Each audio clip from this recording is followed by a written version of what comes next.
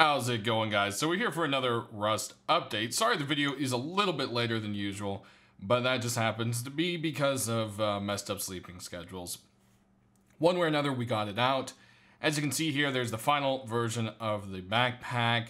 This backpack is, in fact, going to be something that has to do with our carry weight. So as you can see from my last video, the road plan or the roadmap for Rust says they want to change it to where there's a weight limit and give us different kinds of backpacks for different kinds of things. So this is the first iteration of that. I know a lot of people don't really like the idea of a weight limit, but the fact that they're already planning on giving us the ability to increase said weight limit and kind of have like, they always had an idea for custom backpacks like a log carrying pack and a water pack and things like that. And I think if that gets implemented properly, it could actually be a fun mechanic that would work out and add a little creativity to the game.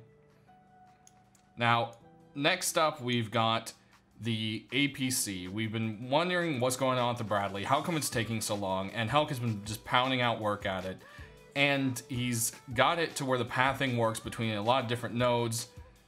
As you can see in these pictures, it's kind of showing the pathing, and it's getting pretty good. He says he needs another week or two to get it in. So it is probably something we'll see this month, most likely, if not probably the force wipe of next month. They provide a video, which you will see here, that kind of shows off its progress so far.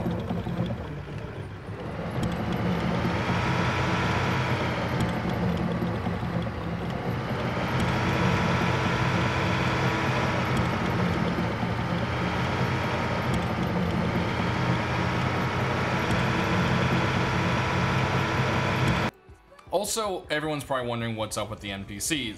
We're graced with this kind of vague picture and an explanation saying, hey, that they're actually starting to work. They're getting him to move around and not be stuck because of the nav mesh issues they're having. So again, NPCs are something we'll probably be seeing quite soon, and that's something I'm excited about. Now, if you remember back a while ago, the NPCs were showing concept art holding a Geiger meter, and they have started to work on that Geiger meter. Now, I'm not sure if that's going to be only for them or if it's something we can pick up too to detect rads. We'll just have to see, but hopefully this means we'll be seeing deeper changes to the radiation system in the game, because right now it's quite a bit of a disaster. They know it, we all know it, it just doesn't make sense, random spots, and it's just kind of weird. So hopefully with this means we'll be having some kind of something going on with that system. Also this week, you'll see that there have been quite a few changes, well, quite a few little changes to some of the armors, bone armor and the riot helmet and such. Some cheaper armors have had their costs reduced. Riot helmet no longer requires sewing kits, so that is a nice thing there. They're trying to kind of go through the files and see what's being used. They have trackers that follow it, and they're seeing that just no one's really using that stuff. They want to make it practical and something that's usable in-game. Now that brings us to the next point, which is the heavy armor. Ever since it got nerfed, no one bothers to use it anymore, and that's because it got nerfed way too hard. It barely provides any better protection than metal armor, and it's just awful to use. Now, unfortunately, it still makes you just as slow if you're wearing any piece, and the sight is still limited, and you still can't aim down sights. But it now provides a ton of extra protection. The legs are going to be providing you with a 75% buff and the helmet 100% buff against bullets. So that is actually quite a bit, and I'm excited to test it out and see how it goes. Last up here, we're going to go ahead and take a look at the new smoluments or small monuments. These will be scattered out between roads, as the end goal here is to get all the roads to interconnect with each other to all rad towns.